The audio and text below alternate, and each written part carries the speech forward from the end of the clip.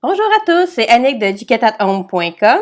Aujourd'hui, dans cette vidéo, nous allons voir comment créer un formulaire conforme au RGPD sous Elementor. Il va ressembler un peu à ceci. Donc, suivez-moi pour la suite. Pour ceux qui ne seraient pas familiers avec Elementor, nous allons voir c'est quoi Elementor puis à quoi ça sert. Elementor, c'est un éditeur visuel de site web du style drag and drop et aussi les what you see is what you get. Pour ceux qui ne sont pas familiers avec l'anglais, c'est ce que tu vois, c'est ce que tu as. En gros, avec le système drag and drop, vous pouvez mettre n'importe quel élément sur votre site web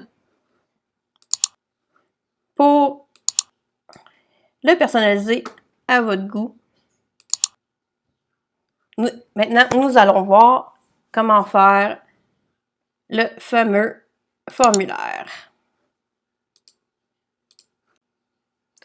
Pour pouvoir faire le fameux formulaire, il vous faut Elementor Pro parce que pour l'instant, avec Elementor gratuit, il n'est pas encore possible d'utiliser le widget de formulaire. Je vous mettrai le lien pour le télécharger dans la description. Rentrons maintenant dans la partie pratique. Nous allons apprendre à faire ce joli petit formulaire. Donc, on retourne sur notre page. Dans le menu Elementor, on va aller chercher formulaire qui est ici. On a juste à le déplacer dans notre page et on va se retrouver avec un formulaire déjà tout fait. Nous, on va juste le modifier. On va enlever message. Voilà. On va ajouter des items. Ici, on va ajouter acceptance pour faire un petit carré qu'on va cocher. Le label, on va mettre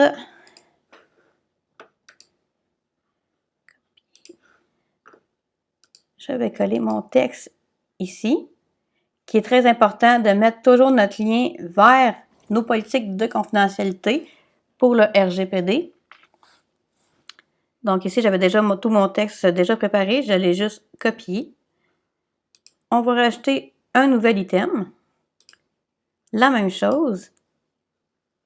Acceptance pour acheter un petit carré à cocher. Et ici, on va marquer notre texte.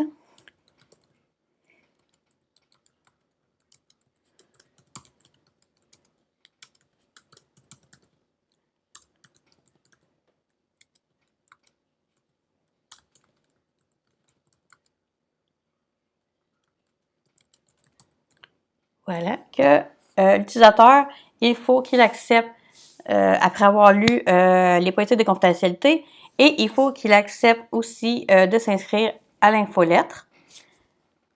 Par contre, si vous avez des produits à vendre, que ce soit numérique, physique, il faut rajouter une case à cocher disant que vous acceptez les CGV, c'est-à-dire les conditions générales de vente que vous devez afficher bien sûr sur votre site et vous pouvez modifier autant que vous voulez la couleur, la grosseur du formulaire.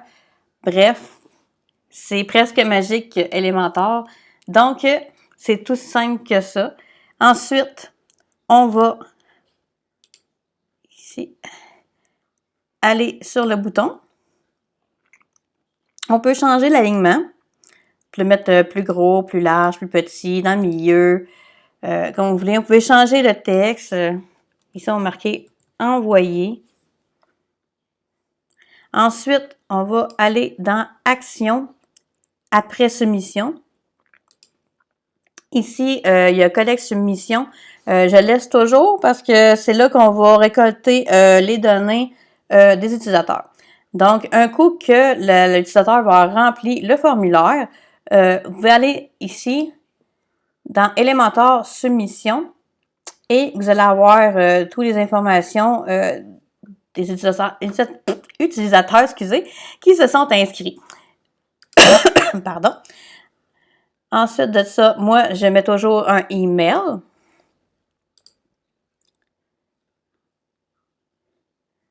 Excusez, je mets MailerLite. J'enlève email parce que mon autorépondeur est sur MailerLite.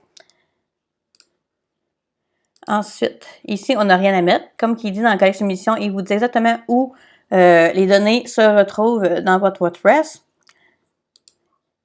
Si je vais dans MailerLite, alors là, il faut que je marque l'API de mon MailerLite. Ici, je ne le mettrai pas parce que ce n'est pas mon site. Mais vous pouvez le retrouver facilement dans MailerLite. Ici, on n'a rien à marquer. Ici non plus. Et un coup que tout ça est fait, on a juste à sauvegarder. Et vous avez votre formulaire conforme au RGPD. Voilà, j'espère que tu as apprécié la vidéo. Si c'est le cas, je t'invite à t'abonner, faire sonner la petite cloche et à laisser un j'aime sous la vidéo.